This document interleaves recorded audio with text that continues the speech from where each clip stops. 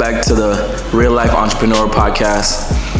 It's been fun times. Good seeing you again. Welcome back to another episode. Let's get it started. Tonight, obviously, you know everything about this podcast and what we're really about. We're here to either convince you to be an entrepreneur or convince you that this isn't for you. So tonight, I have some amazing guests, and we're gonna get into it at a later time. All right, so let's talk a little bit about me. So this is another episode where I think each episode what I end up doing is kind of giving you a little bit more about me and some of my background. So tonight I wanted to talk a little bit about how I got into the tax game. This is a crazy story, and I have to get it off right now. Even though I had it slated for towards the end of the show, I think now's a really perfect time for me to kind of get into that story. So I remember the first time, I was in college, I was going to school for marketing, and a friend of mine, his family had that tax game on lock. They had about 18 offices at the time. And, I was going to school for accounting anyway, so I was like, hey, let's link up. My boy, he wasn't moving fast enough, so I was like, all right, well, let me just go take a tax class at one of the bigger tax companies, right? You probably know their name. So I went there, took a class, passed the class, did whatever I needed to do, finally learned how to do taxes. So then I called my boy and I'm like, hey, I passed the test.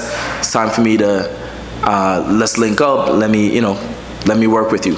So anyway, he sold me this big dream about what we could do potentially in the future. If they're already on 18, that means, in the next 2 or 3 years, I'd be able to get, a few more offices of my own. So I was like, all right, no problem, let's rock and roll. Anyway, I get there and he puts me with this manager. And for whatever reason, she was just giving me a hard time. And I'm a hustler. I go get it. If I got to stand on the corner, whatever I got to do, I'm going to do what I got to do to make sure that I'm successful. But I don't think she believed in me that much. And so, I think that was right around the time when I was also having my second child. And, if you don't know anything about me, one thing you should know is that I am an Army veteran. And the time when I was having my first child, I was actually stationed overseas. And so I missed my baby's birth by 3 months. So coming back and, how it relates to this story, my wife at the time, she's pregnant again. And I wasn't going to miss one day, not one appointment, not one heartbeat, nothing. So anyway, I ended up going, and she, I had to make it to a couple of appointments. She was like, oh, if you go, just don't come back. I've had enough, that kind of thing. So I went outside. I called my wife at the time. We had some good savings. I technically didn't even really need to work at the time. I said, hey, listen, what do you think I should do? And, she rocks with me. So she's like, listen, you don't really need that. Just grab all your stuff and go. So the mistake that manager made at the time was, in order to get in with that company, you had to sign a lot of NDAs. Where and non-competes, so you couldn't compete, you couldn't go work, you had to wait a year or two. I had signed all those documents when I first got on board with them. Well, anyway, I went to the office and I was like, hey, listen. She said, I'm just gonna rock and roll, I'm gonna hit it, today's my last day, no big deal. She had almost a little smirk, but before, I was like, cool, it wasn't a big deal to me, even though I really wanted to rock with my boy and really build something, because I really saw the numbers and I saw the future and how this thing could really, really blow up. So I was like, hey, let me get my paper, let me get my stuff. And she ends up going into my, they had an employee packet at the time. This was when all my, my NDAs, my non-competes, everything she had at the time. And she just ended up giving it to me, here. But it wasn't out of I think it was just a mistake. She should have kept all of that and was like, all right, I'll catch you later, right? Anyway, fast forward, I get out of there. Same day, I get on the phone with my boy, Stu. Yo, Stu, I need a place to work. And at this time, it was, and I remember this story like yesterday. It was February 4th, I called him. And it was February 4th, I called him. 2 days later, he had brought me to another friend of his that had a tax business down in Hollywood. This is Hollywood, Florida, by the way. We go down. I talk to this boy. You know, he puts the play together real lovely. Yo, this is my boy. He's on his shit. Like, he knows what he's doing. Rock with him. So I go down, I link up with this guy, and you know, we're talking, and he's like, yo, listen, it's late in the tax season. It's like February 6th. Literally, February 6th. And in the tax business, you gotta know, if you start in February 6th, you're way behind the curve.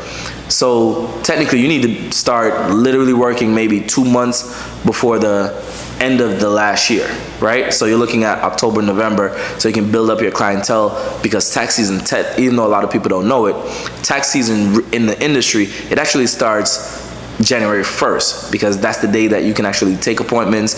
You can do all those people who are self-employed, all of that stuff. So back to the story now. He's like, listen, I have an office. I'm gonna pay you. I think he paid me like 70%. I mean, and that's a huge amount. So of the revenue that I bring in, he would pay me like 70%. And I was like, 70%? I mean, damn, okay. So I get in, he has an empty office. The office is not really rocking and rolling like that. So I was like, all right. So I get in, I'm on my phone. People kind of already knew I was gonna start doing taxes.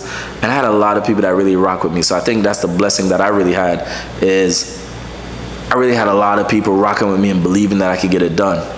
So when I went in, I had easily 40 or 50 people just, you know, I had to reach out to them. They found out this is what I'm doing, and then they wanted to rock with me, right? Anyway, long story short, you know, I'm over there. I see them doing their thing, and they're hustling. They're doing all types of wild shit over there. And something was like, all right, let me just get through this. So I'm there, I'm doing it. I think, you know, towards the end of the month, I'm probably at about 30, 40 people. And we getting right into March. My other homeboy now, he doesn't really, at that time, he wasn't really working, right? So I saw an opportunity. I was like, hey, listen, I had learned the script from these other folks. I know exactly what to say. Let me teach you the script, and I'm gonna put you like at the grocery store. I remember it was like a neighbor's supermarket, and it was literally like not even a block down the street. So I would put him there. I taught him the script, everything, and he would bring me like 5 a day. So he was making like 500 a day, and I was making like, oh my God, what is that? Maybe 2,400, 2,300, give or take a day. So he was bringing me, he was bringing them, I was knocking them down. He was bringing them, I was knocking them down. Whenever I got slow, I joined him. So he would be over there, and there was a Walgreens across the street. So I'm at the Walgreens, getting it. So at the end of the season, I ended up doing very well, even though I started extremely late.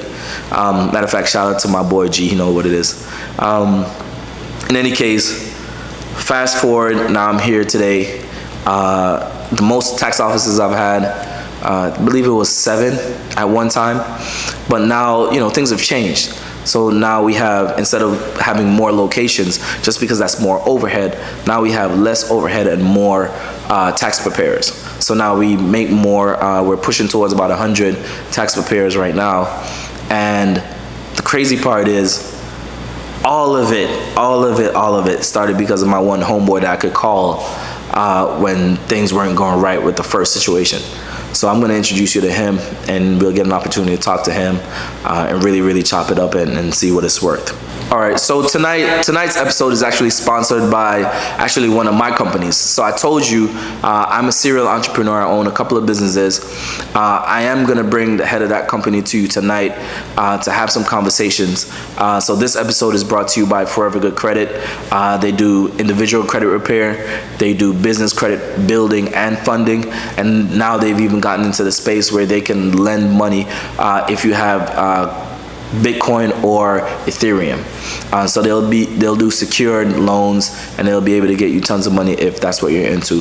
So it gives me a lot of pride and pleasure to bring to you Forever Good Credit, and I just want to thank them for just being who they truly are.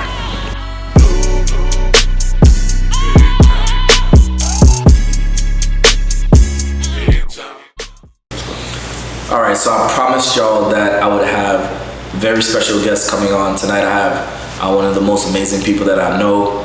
I'm so fortunate for him to be a partner of mine that's helping me grow and control and run and scale and everything that it has to do with our business. So tonight I want to introduce y'all to Dexter. Dexter is going to give you his first and last name, and he's going to talk a little bit by himself. Dex, welcome. I appreciate you being on the show. Yes, sir. All right. Yes, sir. Matter of fact, instead of me telling everybody about you, why don't you go ahead and tell everybody about yourself? All right. Well, I'm Dexter Lewis. The company is Forever Good Credit. A little background on me. I started doing real estate in 2005, and that led to, once you're a realtor, everyone thinks you know how to get the mortgage done. So you end up sending your clients to a mortgage broker to get pre-approved. And then if they can't get pre-approved, they start sending your client to credit repair. So that's how I actually started learning the whole industry and the total process of getting the client from start to finish in the housing process of as far as getting mortgages closed. So been doing credit repair for a while now.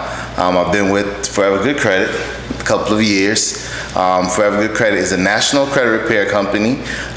We've been working with over 50 different tax offices nationwide. We work with realtors, mortgage brokers, car dealerships, and companies similar to actually bring in the base of the client. We're actually located locally in downtown Fort Lauderdale. You can find us on YouTube, all over the web, just trying to do our thing, grow as a smaller company and scale to becoming one of the largest credit repair companies. We offer a lot of different services.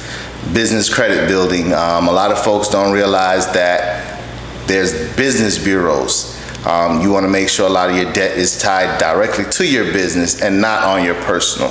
And then, of course, funding. Everyone wants to get money to start a business. First thing you have to do is actually have a business. You have to take time to get your LLC. You have to take time to get your business bank account. You have to take time to do the basics. And then we can talk about getting money for a business. Not just, I have an idea and I'd like some money. But those are things that we'll touch on. Yeah, as we go through. No, all right, so that's cool. So I happen to know a little bit about this industry, which is great, because I think we'll make the perfect team in what we want to talk about and get through to everybody tonight, right? Mm-hmm. What I wanted to talk about, and so you touched on a lot just in that introductory period, right? A lot. So we're going to try to cover it a little bit more in detail, right? And matter of fact, using the word detail, tell us about, when business owners, they want to get funding. Tell us about how detailed they have to be in terms of having some of the stuff match up. What do they have to have match up? Those types of things. Talk to us about that. Well, when it comes to funding, you actually have to be doing some type of business. Your business has to be credible. When they're lending you money, they want to make sure you have a website that you can get at GoDaddy.com. They want to make sure you have a business phone number. They want to make sure you have a business address. They want to make sure that you are a legit company. Once you're a legit company, then they'll look into, do you have your business account? How much money is coming in? Did you do your taxes? And when you're doing your taxes, you can't claim a loss every year. That's something that you need to talk to with your tax preparer and say, hey, I'm looking to get funding in the future. So if you made $100,000, you don't want to put a loss every single year, because you're not going to be able to get the funding. No. So it's these little details that you have to take care of so you can get funding. If they see you have a cash flow of $10,000 a month, they'll look into it and say, hey, we can give them $50,000 because they can afford the $500 a month payment that comes with that. Right. So it's just about getting your paperwork together and actually using a professional. Using a professional is very important. You may be a great chef, you may be a great hair designer, you may be a great attorney, but you definitely want to work with professionals, someone that knows about business credit, someone that knows about taxes. You don't want to try to do everything yourself. That's how it goes wrong. Right. No, I totally agree. I actually wanted to piggyback on, some of the things that you were saying, because I think this podcast is really here for people to really know like the real deal, right? And you covered a lot in that section, and you keep, it's just more and more. And as you add on, now I'm thinking about different things that I want you to touch on, right? But what I will do is I want to piggyback a little bit off of some of the things that you're saying. So just for people who are really just starting out. Okay. It's important for them, you say, to have a business phone, right? So a business phone number, but that's not a cell phone. That's not a T-Mobile phone number. It's one of those entities that will provide a phone number. So you probably want to check into Vonage. You might want to look into Ring Central. You really want to have a business phone number. Matter of fact, you want to make sure that, if you file, first of all, if you're going after securing real business funding, you probably don't want to just come in there doing something like a Schedule C, which is what most sole proprietors do, right? You really have to have your business formed. So you want to make sure that you have your LLC put together. You want to make sure that you know what your election is. So is it going to be an S Corp? Is it going to be an S election? Or is it going to be a C Corp, right? Whatever it is, you need to determine that. And you need to file the correct paperwork, right? And what we'll do is we'll make sure that we have some links where you can go and you can know exactly what to fill out, what forms you need, who to contact to get all these things done. But we're just saying all of this to say that everything has to match up and it has to be a business. So for example, you brought up, they have to have a business address. Well, your business address can't be your home. Correct. It literally has to be, when it comes to the funding industry and what these people are looking for is they're making sure that you're not operating some mom and pop operation outside of your home. They want to make sure that you have a real physical business address, a physical phone number. They want to make sure that your state filing matches up to exactly what your address is, your phone number, all that stuff. So these are just some of the details that you really have to, be on top of to get done, right? Now, I wanted to talk to you. You deal with a lot of business owners who come to you and they look for funding, right? Tell us about some of the good things and some of the bad things when dealing with some of those customers. Any stories you could share with us, anything like that? Well, when it comes to funding, everyone wants it. Everyone thinks that they're going to get it. But what it really comes down to is your paperwork. Right. All right, we're going to need for you to fill the intake form just to get the basics of what you're really doing. Then your last 2 years of income taxes. Then we're going to need some bank statements. Now, if you're doing a cash business and you're not guiding the money through your bank accounts, then the companies won't be able to see that. You're just kind of giving them your word. But if they're able to pull up your Bank of America statement, for instance, and it's showing the cash flow, then they know you'll have the ability to pay back. When it comes to funding, it's all about your ability. It's not so much on the credit. They want to make sure that you're going to be able to pay this money back. Right. Things are unpredictable. We're living in COVID right now. No one saw that coming. But these companies, they have to think about all risk factors while loaning you money. Right. And I wanted to also touch on that too. So when it comes to having a business and owning a business, you're looking at the 3 business credit bureau, right? You're looking at Equifax business, you're looking at Experian business, and then you're looking at Dun & Bradstreet, right? And everybody always hears about, you should have your what do they call DUNS number? You should have your DUNS number, right? Which is obviously just a shorter version of Dun & Bradstreet, right? So everybody wants your DUNS number. So one quick tip is if you go to nav.com, you actually can get all 3 of those in one place. You set up an account, you're able to log in, you can see what your scores are. So your business credit score is separate from your individual credit score. So you're looking at your IntelliScore and you're looking at your Paydex score. So your Paydex score goes anywhere from 1 to 100, same does your IntelliScore. A lot of businesses don't know about this. They don't know how to really raise and build up those accounts so they can become fundable. And that's what you do at Forever Good Credit, right? Correct. Okay. So tell us a little bit about some of your day-to-day processes, the intake, what you do at work on a day-to-day basis, and how do you deal with the clients and so forth. All right. So day-to-day, I'd have to say the majority of day-to-day is personal credit repair. Our system is very automated. As soon as a client, maybe they find it on Facebook, Instagram, once they input their information, it comes directly into the system. They get an automatic generated email. That email has a calendar link that they can also schedule to speak with a credit specialist. And it also gives them the information and lets them know what credit repair is. Credit repair is about disputing negative items, incorrect items, inquiries, collections. it lets them know exactly what we're going to do for them.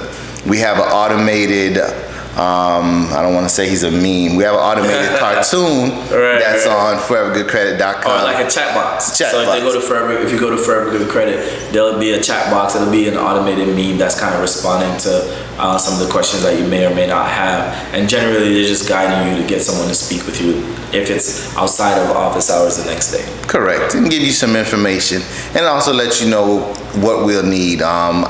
Your initial documents, your ID, your social. These things aren't required by us. They're required by the credit bureaus to prove that individual really wants to get these items disputed. So we would go ahead and do that. The client may send in the documents. We set up a credit analysis, which is basically me going over their individual credit report and going over their individual items.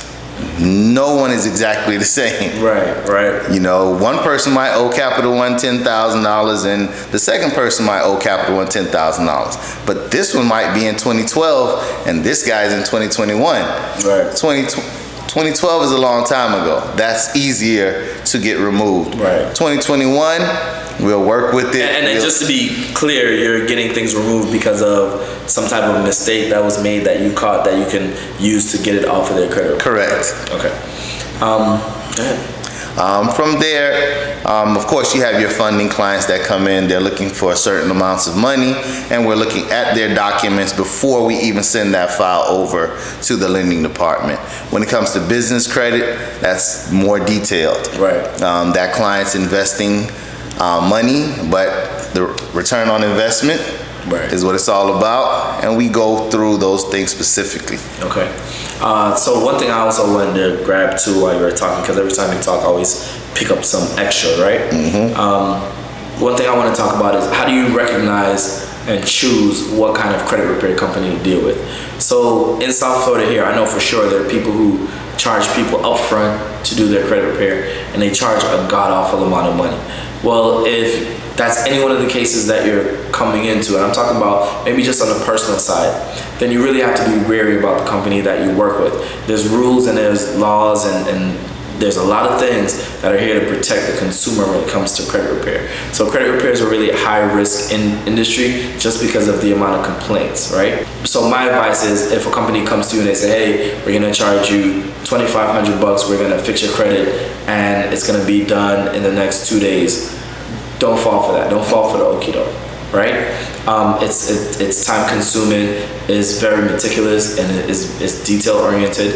And the reason why people reach out to a credit repair company is because they know that it's going to be a detail and task. It's so detail oriented that you're really more just paying for convenience than anything else, right? Correct. You're just having someone else do the work that you technically can do yourself. So be mindful of that. There's rules and laws saying that you can't charge someone up front for actual credit repair, which is different from credit business building, which is different from a setup fee. They can't charge you the entire amount. So that's why a lot of credit repair companies, they'll have where you're paying a setup fee, they're doing the work, and then you're paying on a monthly basis while they continue to do the work.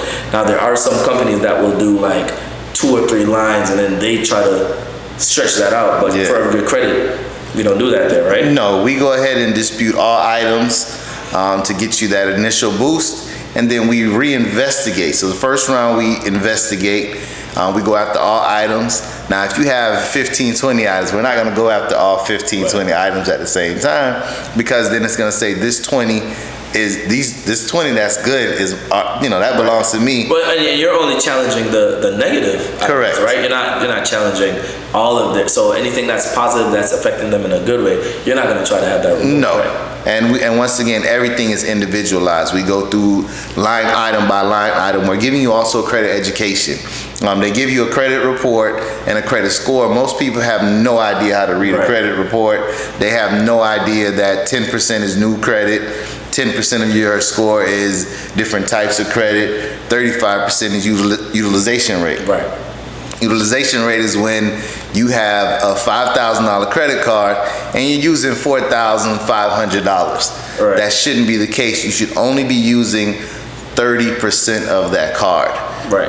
And I like where you say 30%, but for me, what I always tell people who I rock with it, I tell them 20. Correct. Because 20 gonna keep me in the green every single time. So if I have a $5,000 credit card, in my head, I only can use $1,000 at any given time, right? And usually that, as long as you're making your consistent payments with keeping it within that range, then you're doing really, really good. Correct. Okay. And also, a big part of credit is building your credit. Your light bill, your water bill, these monthly bills, groceries, gas, you should try to put those bills on a different credit card and pay them on time monthly. Right. Even if you're getting 1 point per credit card, let's call that 5 points a month. 5 times 12 is 60 additional points. Right. So you have to build. So these are the things and the education that we give clients that are in the actual credit repair. No, I love it. I love it a lot. All right, so I actually kind of wanted to touch on a couple of things, and yeah, I'm like the comedian. You know this comedian Deion Cole? And you know how he gets on stage and he always has his notes with him, right? So if you ever see me with my phone and I'm looking at my phone, it's because I have notes. I think Deion is smart though. I don't think he really needs to write notes. I think he's just doing it as a joke, right? But because of that, so I actually wanted to touch on just a couple of things. Being with Forever Good Credit isn't always easy, right? So I want you to talk to me a little bit about being determined and how you can't give up. You got to continue to strive forward, and because you've been good, bad, up, down. What are some of the things that you want to tell someone about just being determined and never quitting and never giving up? So what I would say is you have your peaks and valleys in business. During tax season, we're doing very well because of some things that we've put in place that bring in a lot of clients. Right. But then outside of tax season, and that has its challenges also, because you have a lot of conversations. It's repetitive. Right.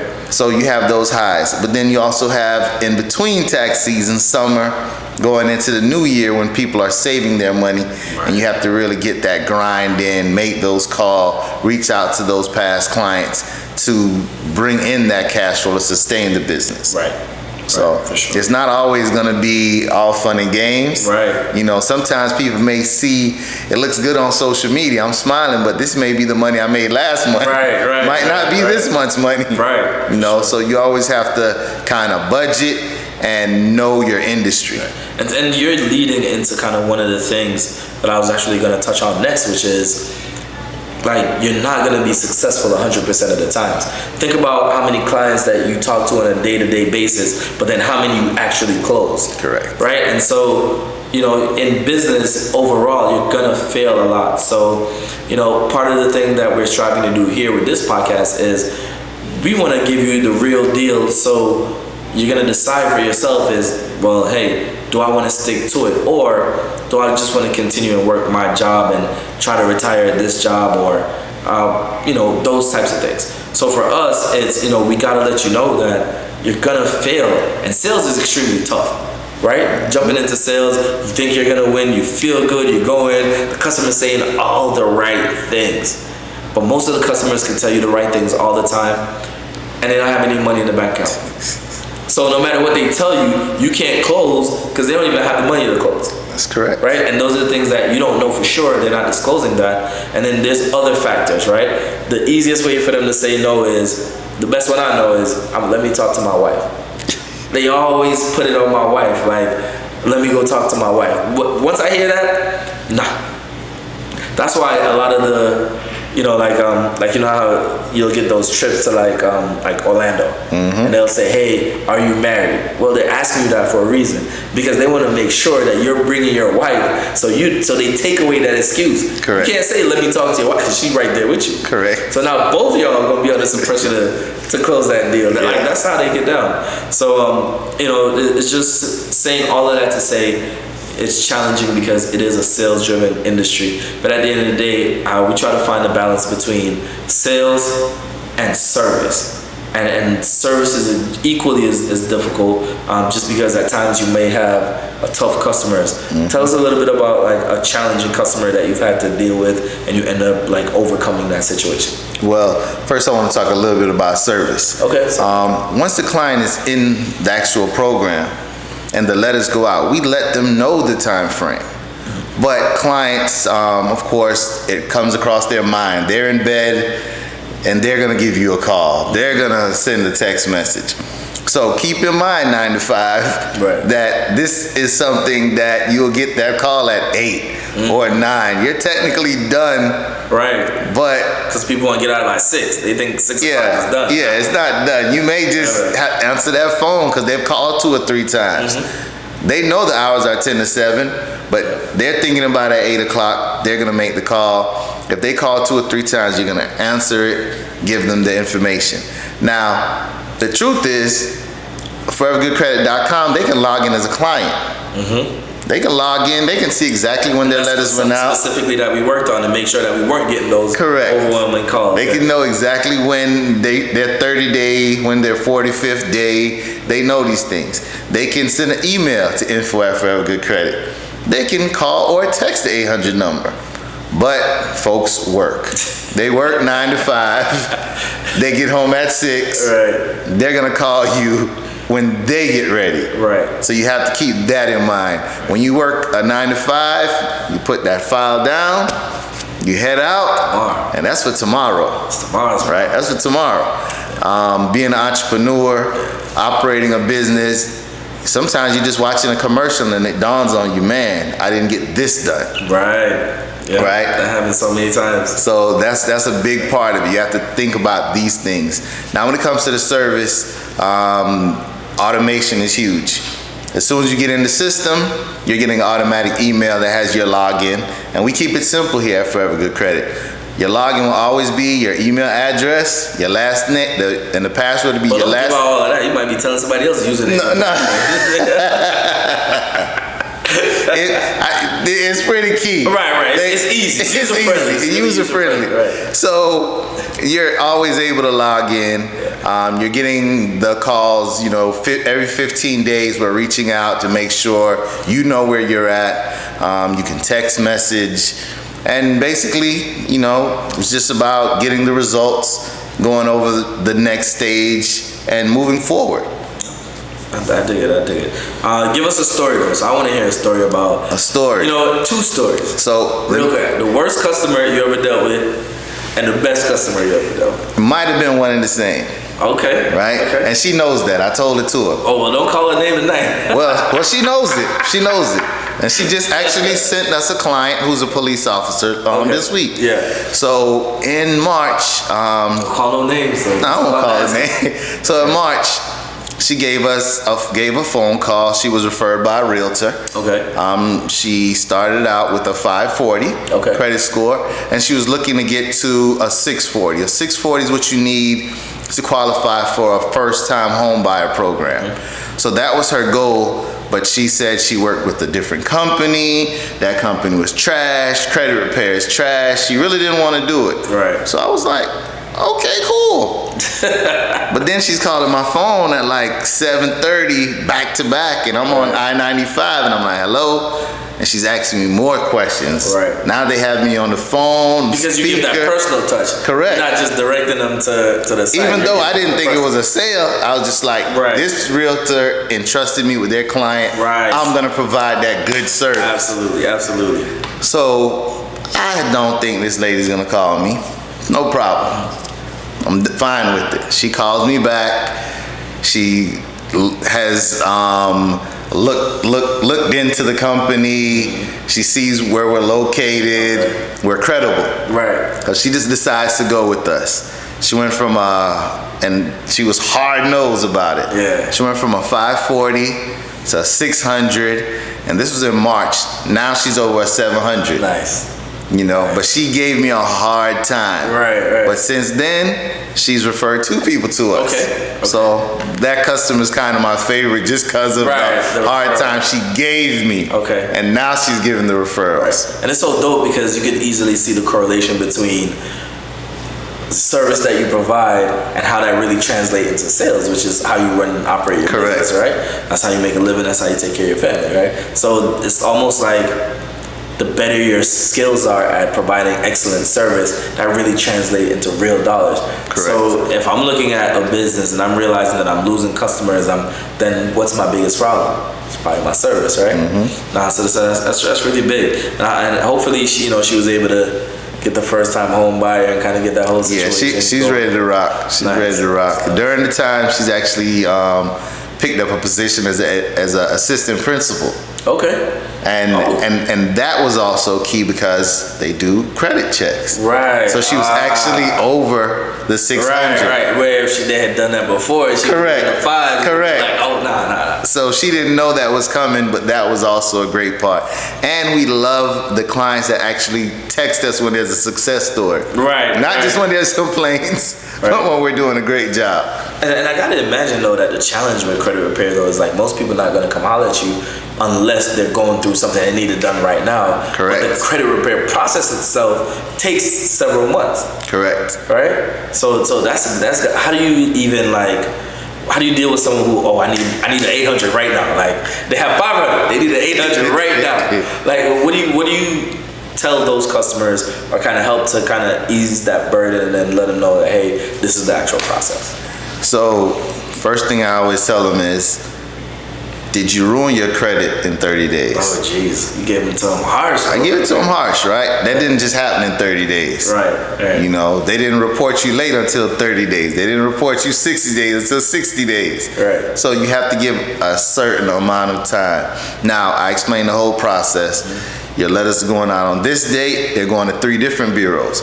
So that's going to take time. You know, Amazon has tons of packages in the mail. Of course. So the mail takes a little longer. Then the bureaus have a certain amount of time to review. If they're only reviewing with 3 companies, if you only have 3 negative items, they're contacting those 3 companies and they're waiting for a response. Right. If you have 10 negative items, that's 10 people they have to electronically go back and forth with. So I explained that just because you started with your partner has 3, you have 10. Right. It may take a different amount of time. Gotcha. Right? Gotcha. Your partners is from 10 years ago. So you deal with couples and individuals? Correct. Okay. All right. So it's just about just giving them the realistic. Okay. What we do is once we do the credit analysis, we're using an actual code sheet. So I'm making codes as I go over with the client, their situation. And then when it goes to processing uses that code sheet to generate the actual credit repair letters. Okay. All right. So, I'm kind of really getting a real detailed understanding of what it is that you actually do. And I love that. And it seems like you don't get many days off. I know you like football. Yes. So at least take the Sundays. Hopefully you're not doing too much on the Sundays, right? But so now we're kind of I think we're towards the end because I think you guys got a lot of information and there's so much more. But if you ever want to reach out to Dexter, you can always hit up forevergoodcredit.com. They're on Instagram at forevergoodcredit. They're on Facebook at forevergoodcredit. So literally they're all over social media. You can get in contact with them. You can call the phone number. You can literally go to the website. And usually we prefer to deal with our customers hand to hand, face to face.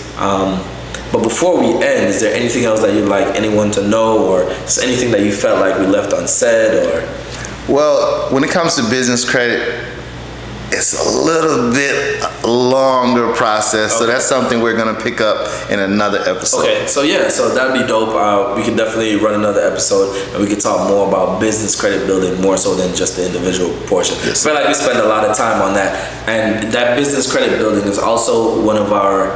It's I don't want to say a higher end product, but it's our product that actually costs the most. But it's only because the kind of work that's involved in getting you to where we need you to get to. Right, but I know you guys do excellent work, and like I said, if you have a business and you want to reach out to Forever Good Credit. If you're looking for a loan based on cryptocurrency, specifically Ethereum or Bitcoin, then forevergoodcredit.com and Forever Good Credit on all your social media sites. So with that being said, I appreciate you coming through, chopping it up with us. Yeah. And we gonna make sure we take care of these people. Yeah. Will do. All right. So with that being said, catch y'all next time.